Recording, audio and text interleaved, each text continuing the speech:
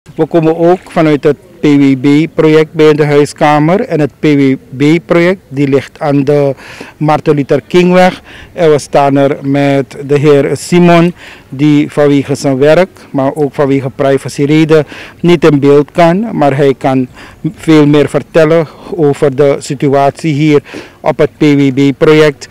De weg hier, die in feite leidt naar alle huizen hier. Hoe lang zit hij al zo blank? Nou, hij zit al zeker 3 weken. 3 weken zit hij blank. En de situatie wordt steeds erger. Dat water stroomt nu echt letterlijk binnen de huizen van de mensen. Dat is de situatie hier. Ja, en de afvoer van hier? Nou, de afvoer van hier voor een deel zou hij eigenlijk richting Parakreek moeten. En voor dat andere deel moet hij eigenlijk richting marinebasis lopen om zijn weg te volgen naar de Suriname rivier. En dat gebeurt niet? Nou, door slecht onderhoud van de lozingen, zou je kunnen zeggen, zitten we nu in deze situatie. En is er water tot in huis bij de mensen? Ja, sowieso. En niet dat water alleen. Alles wat u hier ziet drijven, vinden die mensen in hun huis. Van ongediertes tot ja, alles. En is dit nieuw voor het project? Nou, nieuw niet. Maar deze keer is het wel erger. Deze keer is het erger dan wat die mensen zelf hebben meegemaakt. Dus als we zo kijken, zien we dat de trends allemaal dichtbegroeid zijn. Dichtbegroeid zijn. Ja, niemand kan eigenlijk iets hierover zeggen. We zien de instanties weinig tot niet. De laatste keer van onderhoud? Nou, de laatste keer van onderhoud moet ik echt nagaan hoor. In ieder geval, ik durf gewoon te zeggen, langer dan 5 jaar. Langer dan 5 jaar. De Parakreek ligt er niet om. We zullen straks wat indrukken daar ook vastleggen. Zodat de mensen thuis en de instanties natuurlijk dit ook dan kunnen zien. Simon, we zijn er nu verder in de weg, nog steeds het PWB-project. We staan hier nu op een locatie. Wat wilde u de kijkers en luisteraars vertellen hier over de locatie? Nou, zoals men ziet staan we hier precies langs de Parakreek. En de beelden liggen er niet om. Het wordt niet onderhouden.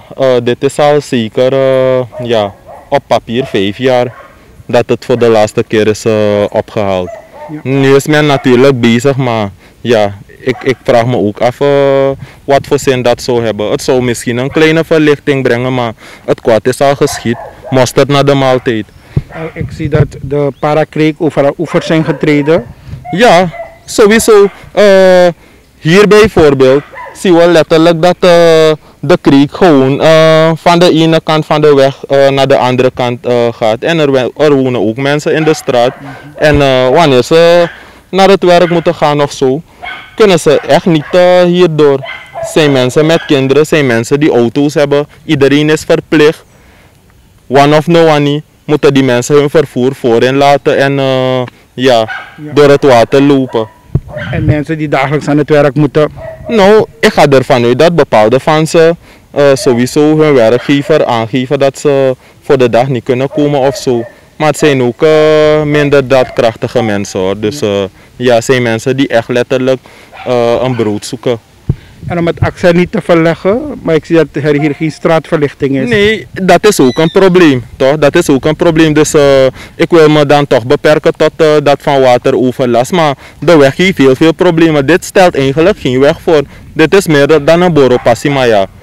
We zijn er al... Dit is berm of dit is gelijk trends? Het is de trends. Het is de trends. Het is geen, hier is er bijna geen sprake van een berm. Dat ziet u hier, ja. Allemaal achterstallig onderhoud dus. Achterstallig onderhoud.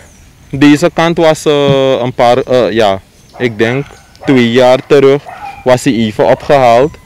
Maar de Parakreek zelf praten we zeker over 5 jaar zo. Nog steeds vanuit het PWB-project aan de Martin Luther Kingweg. Uw naam meneer Ronnie. Meneer Ronnie, hoe lang hebben jullie bij Jakba?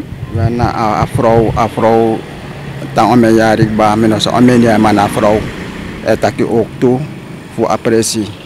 Ja, maar voor als die was de zo, dus dan is het aki onoman als die was is aan die si. Ik kan vertellen over de situatie. Maar ik kan vertellen voor awatra. Ja, dus awatra musaka. Maar van awatra no saka. Dat voor de onanga aan die si. Maar dat meer abe over ook toe alle desan dat u dus is vast die was de watra hier. En nu kono onoman do noti. Je ziet het, iemand dat je reflectie vast die was de. Luku awaji reflectie luku petade. Mina want if abroki is no meki. Want luku no ada tap watra tap abroki reflectie. Ano magona insei. Dus de mamus doen vast nanga ina presijaso. En itak we fredes niki nanga desanda dat desanda dat ka insei. Akaka insei ya. Je ziet het, en dat ino magona dorosi. En if you no luku van meguadoro nanga vrede meguadorosi. Je ziet het. En dan even zodat ik kan zien hoe wat er dit tapajarifi. Ja, dit is meneer Ronnie, zoals u dat allemaal hebt gehoord. Hij woont er al een tijdje hier op het PWB-project. En u ziet het, dat is dan de hoogte van het water op bepaalde plekken op zijn erf. U ziet het boven zijn knieën. En zoals de meneer het zelf aangeeft, hij is bang voor ziekte die kan uitbreken, maar ook voor slangen. Want u ziet het water is heel donker, heel zwart. En dit is dan dus waarin de mensen nu hun dagen moeten doorbrengen, hopende op betere tijden. Hij woont er niet zo lang hier, maar de vrouw des huizes, die woont er langer. En zoals hij het aangeeft, het gaat om een mevrouw die ziek is. Wat rahi, meneer Ronnie. Ja, en mi chane gum emi waka gum moro fara. Da en abruken nati. En tabrukun nati mi afken ki wan trabruku. Ja, mana de bruku srefen nati ook to door allen srefi. Want da as mi no safa modo era. Ja, de mamus luk wan fasi era dan asandisi. We komen, zoals ik het zei, nog steeds vanuit het PWB-project. En hier staan we dan bij het meisjesinternaat Baling Sula. De heer Simon, die heeft er groen licht van de directie om over de situatie hier te vertellen. Wat heeft u doorgehad van de directie? Nou, om de situatie aan te halen wat hier gebeurd is. Namelijk dat water stond zo hoog dat hij helemaal tot bepaalde ruimtes zijn intrede heeft gedaan. Heel wat spullen van de mensen zijn ook eraan gegaan van de meisjes. Het water is helemaal in de eetzaal, in de toiletten is het gegaan. Dus eigenlijk zijn ze nu helemaal beperkt. Zoals u ziet, ja, wat eigenlijk hun speeltuin moet voorstellen, ligt ook blank. En ja, daarachter. Het is gewoon nu binnen blijven? Ja, het is gewoon binnen blijven voor ze. Naar school gaan, binnen blijven. Hoe zit het met doorspoelen van de toiletten? Nou, dat lukt dan helemaal niet. Dat lukt dan helemaal niet, want door zo'n hoge waterstand moet u nagaan dat dat soort zaken heel moeilijk gaan. En ja, de hygiëne zal dan ook een rol hierbij gaan spelen. Wat jammer is natuurlijk voor de meisjes hier. En ja, voor de ouders die hun kind aan zo'n internaat hebben toevertrouwd. Is het u bekend hoeveel meisjes hier zijn? Nou, mij niet echt bekend. Maar dit is gewoon de situatie, hè? Dit is de situatie. Toevallig, ja, het doet pijn, meneer Ganesh. Het doet pijn om zo'n situatie toch te zien, want de meisjes, ze doen hun best. Ze doen hun best, heel hard ook. En ja, als dit ze nog moet overkomen in zo'n COVID-periode, waar ze eigenlijk niet naar school kunnen gaan en eigenlijk een groot deel van hun dag hier moeten doorbrengen, dan is dit niet iets waarop je zit te wachten. Meneer Simon, we hebben toestemming gehad om wat lokalen te filmen waar onder water is. Dit moet dus de eetzaal voorstellen. Ja, dit moet de eetzaal van de meisjes voorstellen. En zoals u ziet, zit hij ook blank. Dus ja, als ze toch willen eten, moeten ze het in de woonkamer doen. Dat is nergens anders.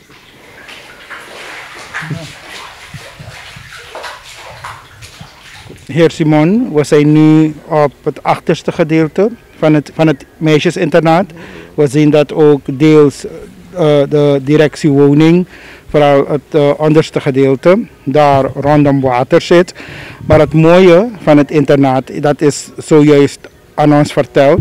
En dat is dat de meisjes leren om te planten, om voor hunzelf te zorgen. Kunt u de kijkers en luisteraars vertellen wat ze allemaal hier achterop doen? Nou, hier achterop houden de meisjes zich eigenlijk bezig met een stukje landbouw. Aan de achterkant zult u wat citrusbomen zien, wat bananen aanplant. Als we lopen, dan zien we duidelijk dat er wat bananen zijn die misschien binnenkort al geoogst kan worden. En ze hebben ook een vijver achterin waar ze in hun vrije tijd toch kunnen hengelen. Maar door zo'n hoge waterstand hier zijn de meisjes ook bang om eigenlijk naar achteren te gaan. Dus voor een bepaalde tijd kunnen ze niets doen. Totdat de situatie weer is genormaliseerd. Dus dat stukje zelfredzaamheid, dat komt niet een beetje in gevaar? Ja, dat zelf is komen weg te vallen. Dus ik hoop dat de instanties dit zien en degenen die hiervoor verantwoordelijk zijn, dat ze nu eens wel hun verantwoordelijkheid op zich nemen. En we weten dat overal blank ligt, maar zo'n situatie met een meisjesinternaat erbij, come on. Ja.